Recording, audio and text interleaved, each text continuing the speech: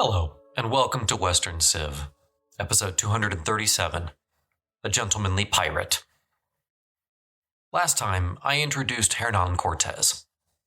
Cortes was about 5 minutes from being fired and replaced, when he quickly decided now was the time to get out of Cuba and get this mission going. Cortes had his marching orders. In brief, he was to trade, explore, and more or less establish positive relations with those he encountered. He would quickly and abruptly ignore those orders, as we are going to see. Today we pick up the story in 1518, with Cortes on his way to, well, he wasn't totally sure, but he knew it wasn't going to be Cuba.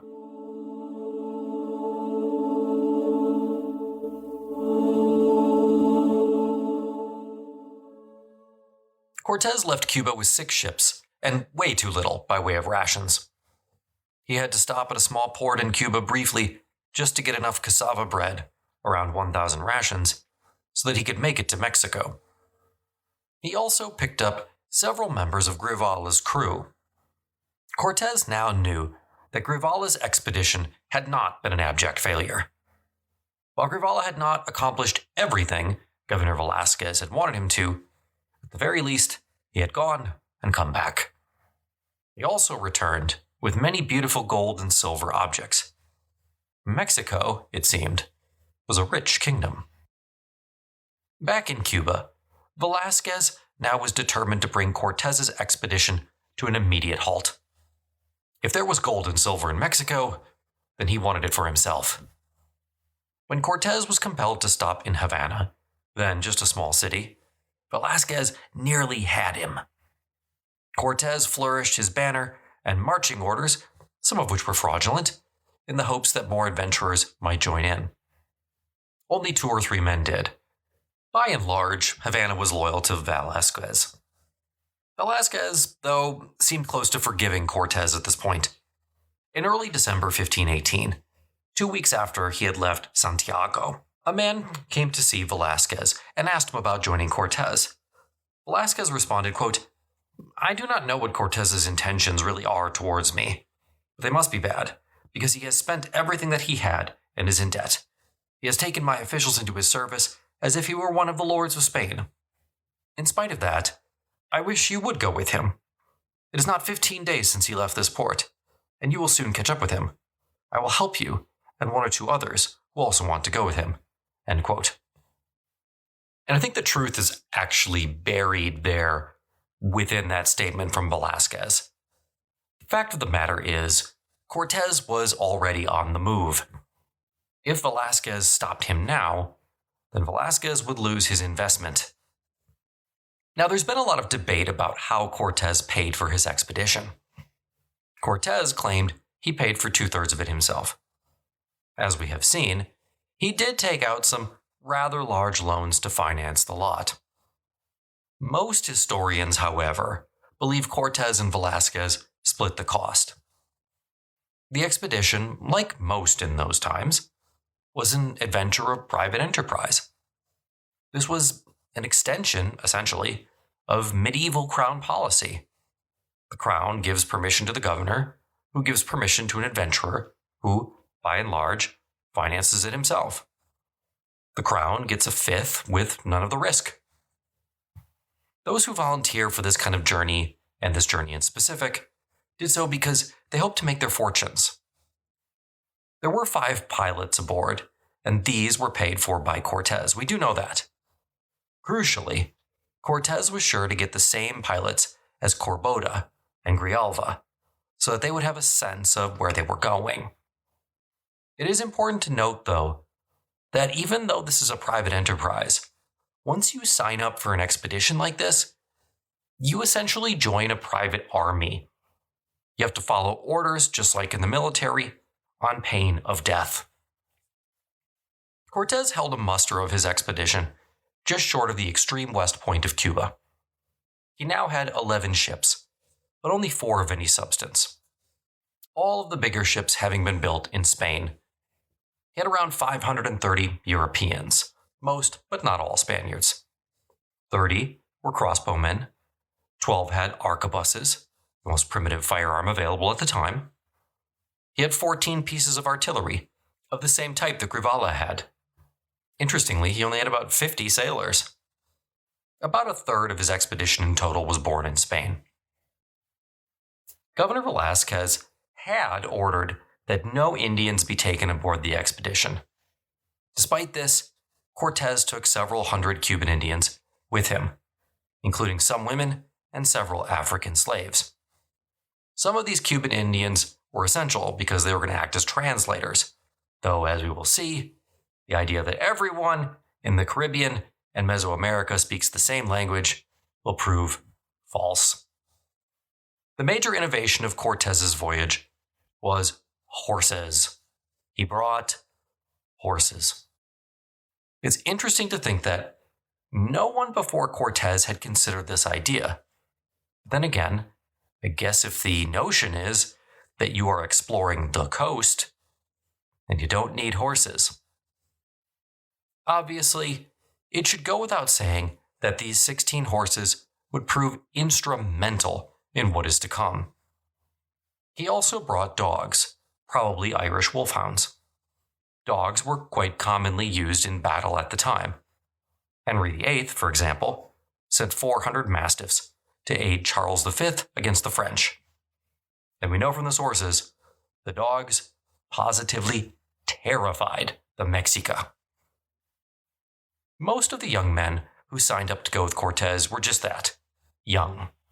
One quotation reads as follows, quote, "Young men in needy circumstances and easily dominated by Cortes," end quote. Youth was certainly a factor. The majority of those involved must have been in their early 20s. Another inquiry says, quote, "Among those with Cortes, there were those who said they were rich and those who did not have as much as they wished, and there are many poor and indebted among them," end quote. But the backbone of Cortes's army was definitely the latter of the two groups. Men who wanted more money and were willing to go through a lot of trouble to get it. Most of them would have come out to the Indies either to Cuba or Hispaniola since 1513. Some may have been more elderly survivors of the early expeditions to Hispaniola, but they would have been in the minority by far. Apart from the crossbows and arquebuses, the men on this voyage would fight, if they had to, with swords and lances. It is important to note that this expedition, like all the expeditions during this time period, was about half early modern and about half medieval. These were not sophisticated space aliens with massively superior technology. These were men with swords and crossbows. It was better than what the indigenous people had, sure, but it wasn't massively superior. Some men on the expedition used steel armor. Others used thick cotton, favored by the Native Americans for its lightness. As we'll see, by the end of the conquest, essentially everyone has ditched the steel armor. According to Cortes's chaplain, he started the expedition to Mexico with a speech. The speech was an appeal to the desire for fame and fortune. In other words, Cortes knew his audience. He told the men that they would win, quote, "vast and wealthy lands and kingdoms greater than those of our monarchs," end quote. Yet he made sure to temper the enthusiasm a bit. This wasn't going to be a walk in the park. There would be, quote, "great rewards wrapped around with hardships," end quote. One of the things that's interesting about this speech is that it almost immediately runs contrary to Cortes's orders from Velazquez. He wasn't supposed to conquer kingdoms greater than those of our monarchs. He was supposed to explore and trade. Hence, I think we can be sure that this speech wasn't given to the entire crew. Many of the men on the expedition had been recruited by Velazquez and were loyal to him. They wouldn't have gone along with this. Now, like all conquistadors, Cortes was also sure to say the usual platitudes about God and Christianity. A lot over the years has been written about Cortes and his religious beliefs. Without going too far down a rabbit hole here, just know that the matter remains one of debate. Some contemporary witnesses say that he prayed ardently every day. Another man says he had, quote, no more conscience than a dog, end quote. The truth seems to have been that Cortes was a sincere Christian, but, like many, he understood the practical benefits a profession of Christianity could bring him. And we know that he loved the material things in life. He was no monk. He was what we might today call a gambling addict. And he was what we might also call today Machiavellian. Cortes sent a tearful letter of goodbye to Velázquez before he and his expedition departed for good. He never allowed himself to talk about his intentions before he left Cuba, keeping everyone deliberately in the dark. In hindsight, it seems certain that Cortes intended to at least try to colonize part of Mexico. I mean, if you were only going to trade, then why take the cannons, guns, crossbows, horses? Regardless, Cortes finally set sail for the Yucatan on February 18th, 1519. He adopted the same policy at sea that so many explorers had before him, ordering the masters of all the other ships to keep his flagship in sight to make sure there wasn't any funny business. Santa Cruz Cozumel was set as the first rendezvous point, and it was a good thing they had one of those. The bad weather began almost instantly.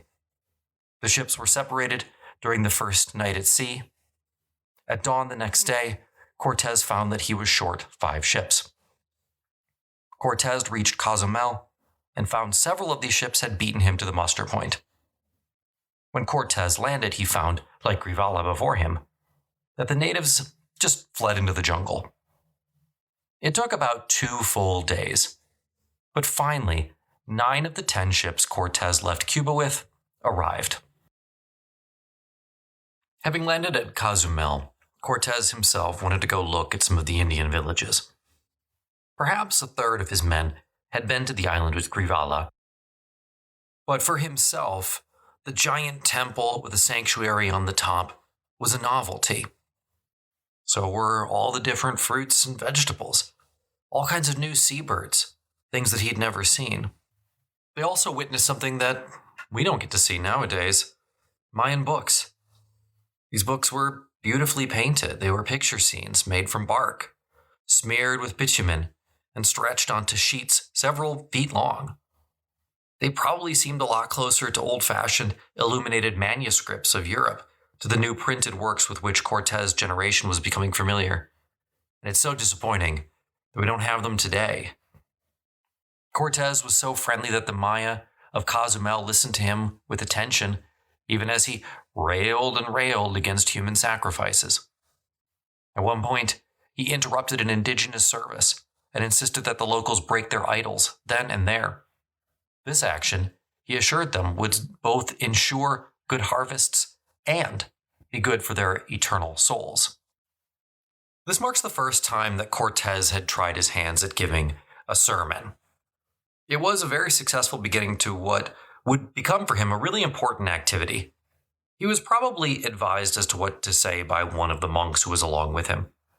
But perhaps his years as an acolyte in the Church of San Martin in Medellin had taught him something about the art of preaching and recorded memory in the subjects of his sermons. His hearers, in this case the Maya, were probably much more inspired and impressed by the candles than by the words of the preacher. At all events, they didn't do anything when Cortes ordered some of his men to roll the idols down the steps of the temple. Those Maya present were also speechless when Cortes built a Christian altar on top of the temple. The Maya put an image of the Virgin Mary in their boats dutifully, as they were requested to, certainly not understanding what the heck was going on. And they promised that there would be no human sacrifices, and there wasn't any evidence of it. Apparently, there were much fewer sacrifices amongst the Maya than the Mexica at this point.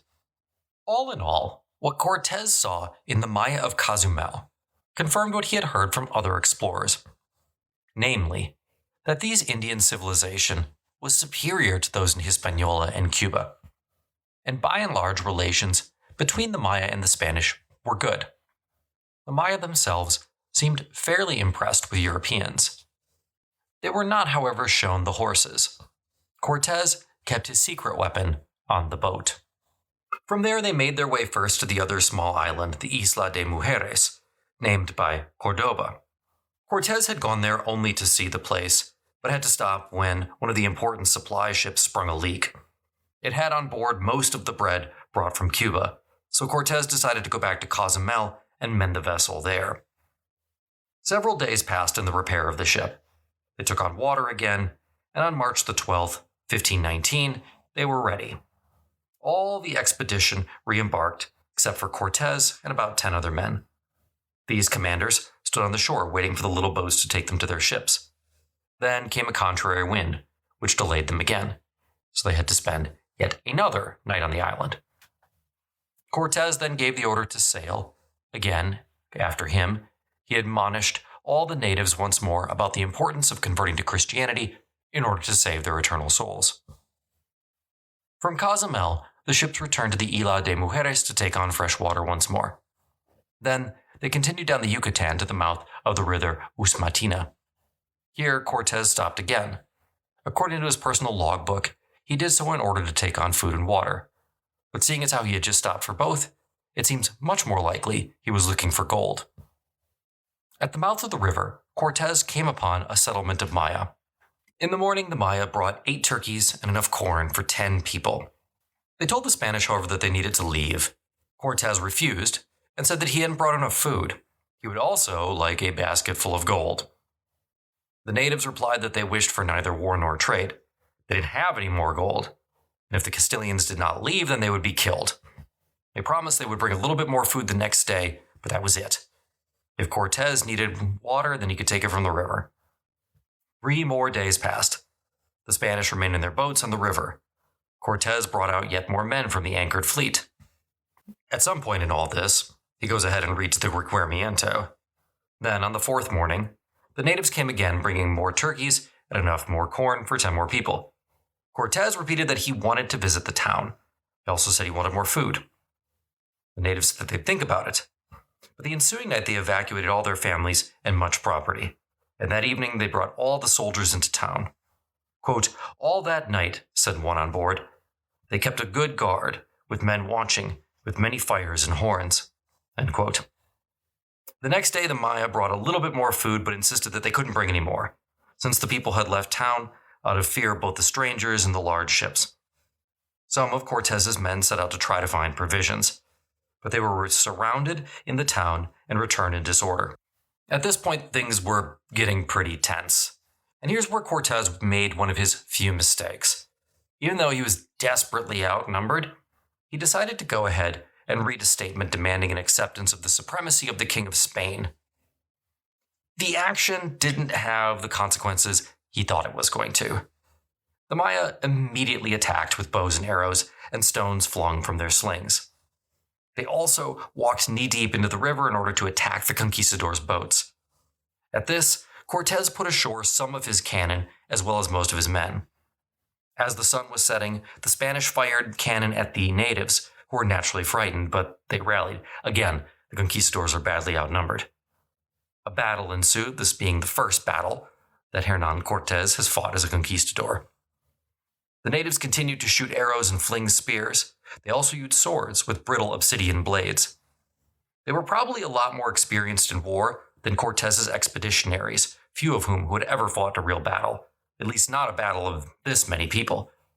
20 Spaniards were wounded, but within a short time, thanks to an attack from the rear by one of Cortes's subordinates, the 400 or so natives who had been left to fight were either dead or had been taken prisoner or had fled. The Spanish were then able to move into the center of the town. Tactically for Cortes, it was a victory, but he did suffer a major loss. That evening, after the fighting, one of Cortes's interpreters slipped away, using the opportunity to escape. He was likely Maya and therefore was just trying to rejoin his own people, although exactly what happened We cannot say. The victory for Cortes on this day had a couple of lessons that were important for him to learn moving forward. First, Cortes immediately understood how important the impact of artillery could be. Natives simply did not understand how artillery functioned, and its impact was far beyond any casualties that it could make, which were relatively small. Both Crivala and Cordoba understood this as well, but this was the first time that Cortes had seen the value of cannon when used against a native army. The other takeaway from the battle was that the Castilians could see that in a battle between themselves and an overwhelming number of indigenous people, victory could still be won, and with little injury. It was impossible that day to say exactly how many Maya were present, but the Europeans must have been outnumbered at least 10 to 1. There almost certainly would have been more European casualties, but here's the crucial part. We have to remember that the Maya were always fighting to wound, not kill. Their goal was to take one of Cortes's men captive for ritual sacrifice. The Maya wielded extremely sharp obsidian blades, so they could have killed their European adversaries had they wanted to. The final thing that Cortes realized at this point was that European-style steel armor was not necessary. More than that, because it slowed down the combatants significantly, heavy metal armor was a downright liability.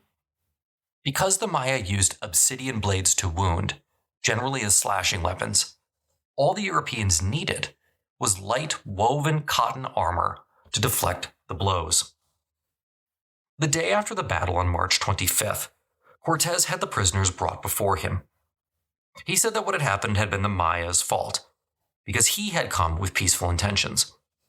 If they wanted to go home now, they could. But he added that he still wanted to talk to their king, because he had many things that he wished him to know.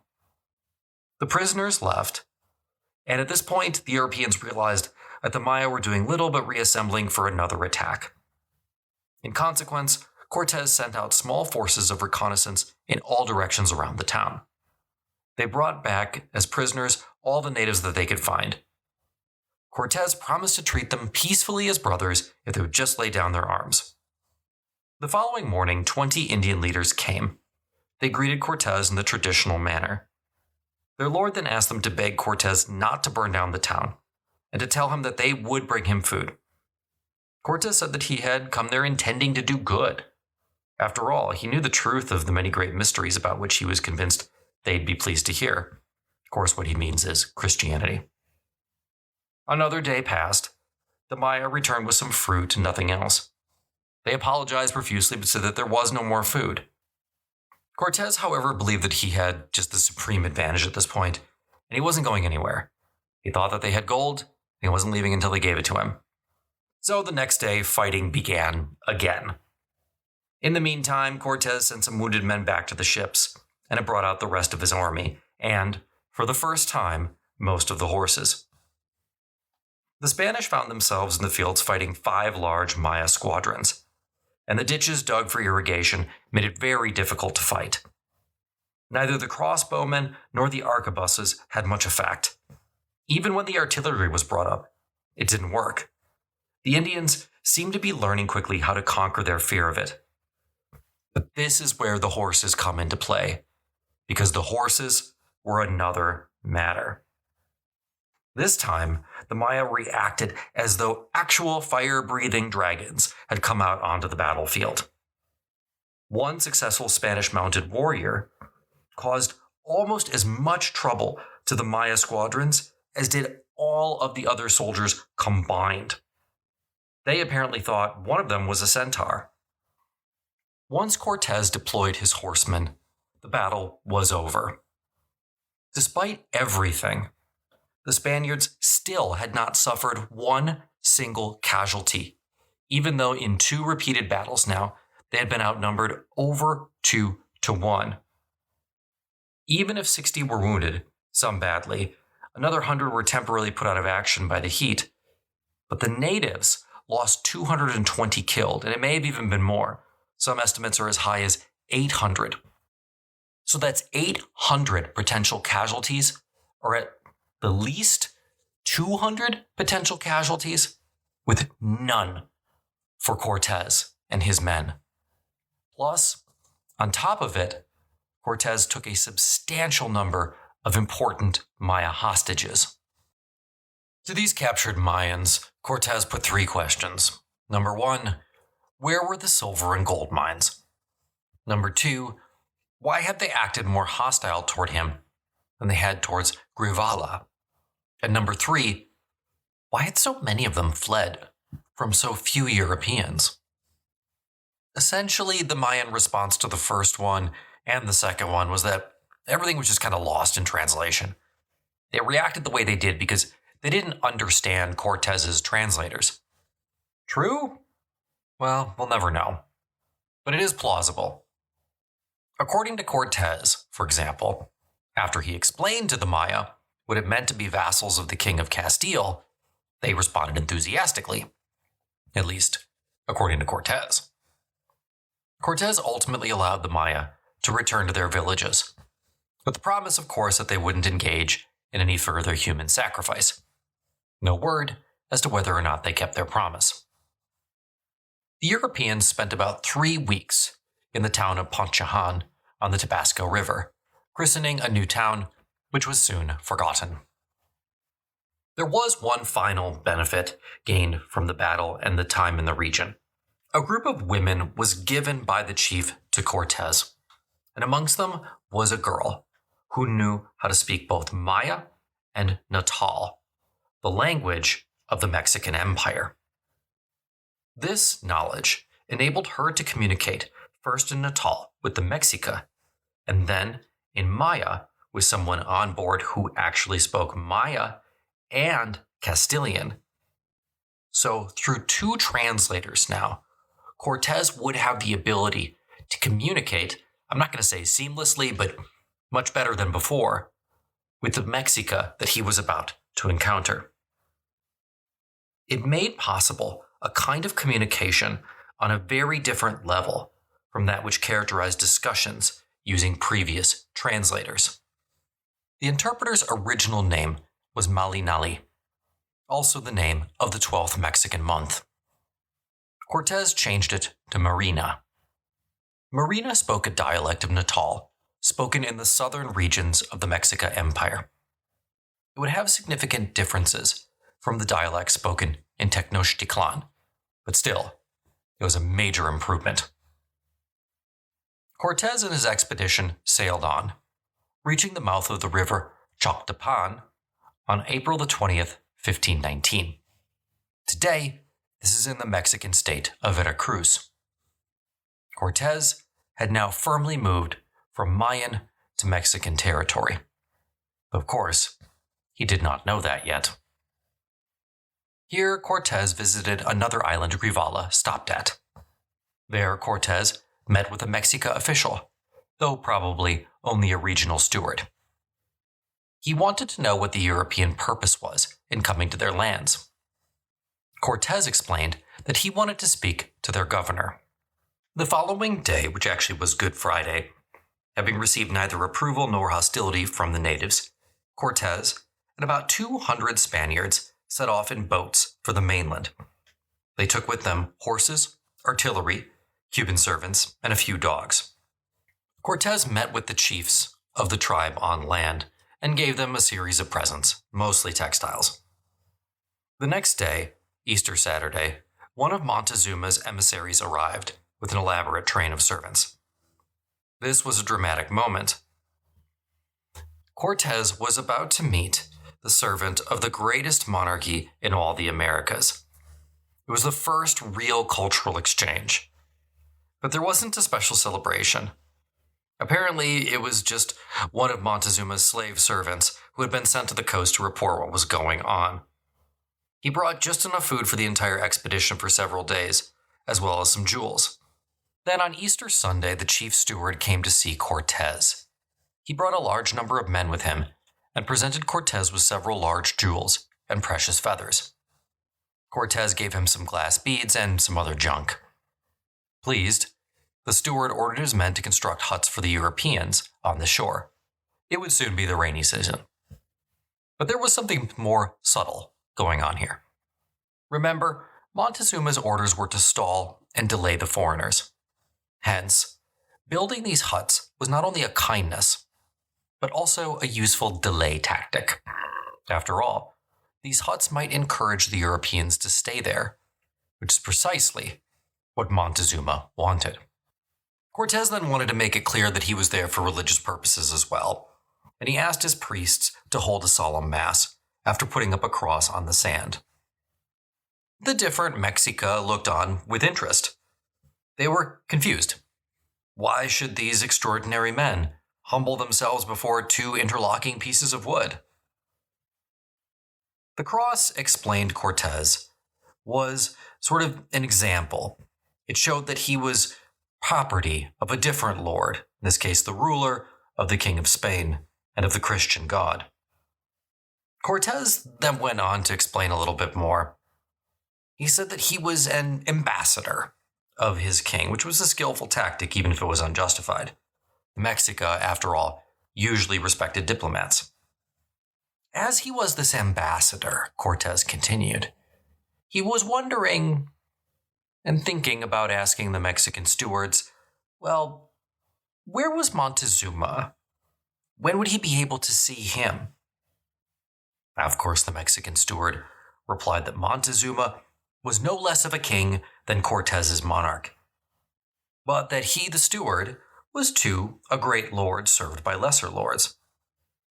He would report back to Montezuma, find out his pleasure, and see if it would be possible for him to meet with Cortes. In the meantime, he offered, in Montezuma's name of course, a chest full of gold objects, some beautifully worked white cotton cloths, and a good deal more food. Cortes responded by parading his men in military fashion, flashing their swords and drumming their drums. The intent was obvious. This was all to awe the natives with their military might. And it worked. When the Europeans fired their small cannon, the Mexica fell to the ground in fright. They were also terrified/impressed by the horses. Cortes then asked the Mexica steward if Montezuma had gold. Did he have a little gold? Did he have a lot of gold? Cortes explained the reason for this request. You see, he, Cortes, had a bad heart, and gold was known to be a medical cure for this very serious and no doubt real condition. The official, not realizing what mistake he was making, said yes, Montezuma had plenty of gold. Cortes could only smile and nod. Shortly thereafter, this same official took his leave to send a report to Montezuma. The report, which reached Tenochtitlan in a day and a half, explained everything that had occurred since Cortes and his men arrived. Montezuma received the information with alarm. If he had heard anything at all about the activities of the Spaniards, he must have felt that this was like locusts swirling around his empire. One source said that Montezuma almost died of fright, that he was filled, quote, with dread, as if swooning. His soul was sickened and his heart anguished, end quote. At first, it seems like he didn't even want to hear what the messengers had to say. He didn't know whether to dream or to even eat. Nobody could talk to him. He shut himself up. Every moment he sighed. Nothing gave him pleasure. According to one source, he just walked about in the temples all day repeating, "What will happen to us?" Now Montezuma had a high sense of his own responsibilities. At his election, the elders would have said to him, quote, "Henceforth it is to you who will now carry the weight and burden of this people. It is to you, Lord, who will for many years sustain this people and care for it. Consider, Lord, that from now on you are to walk upon the high place along a very narrow path, which had great precipices to left and right. Be mild in your use of power. Show neither teeth nor claws." End quote. Obviously, he was now on a path with precipices everywhere. Montezuma was about to be seriously tested in a way that no one could have imagined when they gave him that oath. Now Montezuma welcomed the messengers back in. He made sacrifices of 2 captives. Therefore, the messengers could be sprinkled liberally with the victim's blood. From there, he listened to their tales. Now, this information confirmed that these strangers were the same people, or at least maybe the same kind of people, who had come this previous year. These men, the messenger said, completely covered their body with clothes, except their faces. Those faces were white. Their eyes were like chalk. Their hair was often fair. Sometimes, though, it was black and curly. Most of them had long beards, something the Mexica did not. They covered their heads with iron. Iron were their swords, iron their crossbows, iron their shields and lances. Montezuma was frightened at the tale of how the cannon was fired, how it deafened everyone in the distance, how the smoke smelled foul, and how, when it was struck by a cannonball, the very hillside seemed to fall apart. And then there were those dogs. These animals, Montezuma was told, were very large, spotted like ocelots with ears doubled over. They went about panting, tongues hanging out. Their barks astounded the Mexicans. Montezuma was distressed to hear of the Spanish questions about what kind of man he was. The emperor, for a moment, considered just running away. That's right. For a little bit, Montezuma considered running away and hiding. At this point, the advisors stepped in. They had a lot of different suggestions. He vacillated back and forth. Some actually had suggestions about where he should hide. But amongst the advisors, the debate ranged on one topic. Who were these newcomers?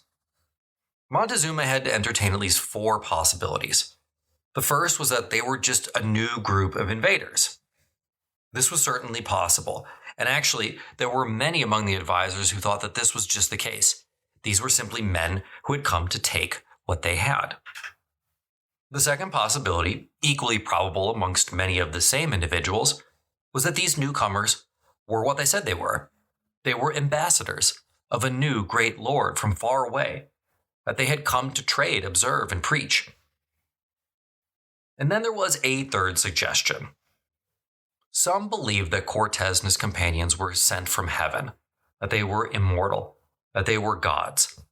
And there's all kinds of discussions about which specific god they might be. And that makes a big difference because some of the Mexica gods were more benevolent and some were downright bloodthirsty and cruel.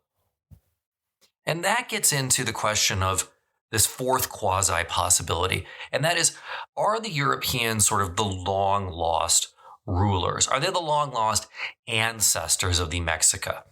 The people who ruled in the Central Valley before the Mexica got there and are now sort of coming back to take over their territory.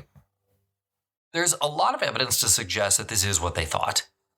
Cortes would write a letter to Charles V in September of 1520 when Montezuma greeted him. And he replied to Charles V back in Europe that he had been greeted as a quote-unquote lost leader. This made some sense. The Mexica, after all, were relative newcomers to the central Mexican Valley. They themselves, according to their lore, descended from a sort of paradise to the north. Now, there was a lot of debate within Montezuma's inner circle as to exactly which long-lost god these newcomers might be. And I'm not going to go into it because it takes us way too far into the realm of Mexica myth and lore. But there's a lot of evidence to suggest that it really came down to 2 different gods. One is pronounced Huitzilopochtli. Huitzilopochtli is a bloodthirsty god who the Mexica believed ruled from Tenochtitlan before they arrived. So this theory went to suggest that Huitzilopochtli was Cortes and that he had returned to reclaim his lost empire. But these folks were in the minority. Most people believed that Cortes was Quetzalcoatl. 1519 was Quetzalcoatl's year. Plus, the conquistadors had certainly come from the east, which is where Quetzalcoatl, according to legend, had vanished on his raft of serpents.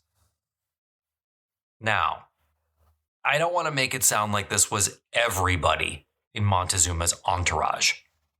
The less theologically inclined members of said entourage never believed Cortes and his band were gods, not for 1 minute. Most people believed these were a band of criminals. These were men just like us. Political terrorists, we might call them. They should not be treated like gods. They should be treated like invaders. To these men, any suggestion that Cortes was Quetzalcoatl or any other god was simply an excuse to delay taking action. In the end, time was going to prove these men right. That's where we'll leave it for this time. Right on the edge of first contact. Because next week, what we're going to see is Cortes throw caution to the wind and stake out on a course that is going to put him head to head with the man that he's been trying to meet, Montezuma. Now, if you've enjoyed the episode, check out the link in the show notes to the website. There's a lot more stuff there, westernsibpodcast.com. There's also a link in the show notes to the Patreon page, patreon.com/westernsibpodcast, if you'd like to support the show. On top of that, there's a link for a 7-day free trial for Western Civ 2.0 and a link to any teaching resources if you're interested in those.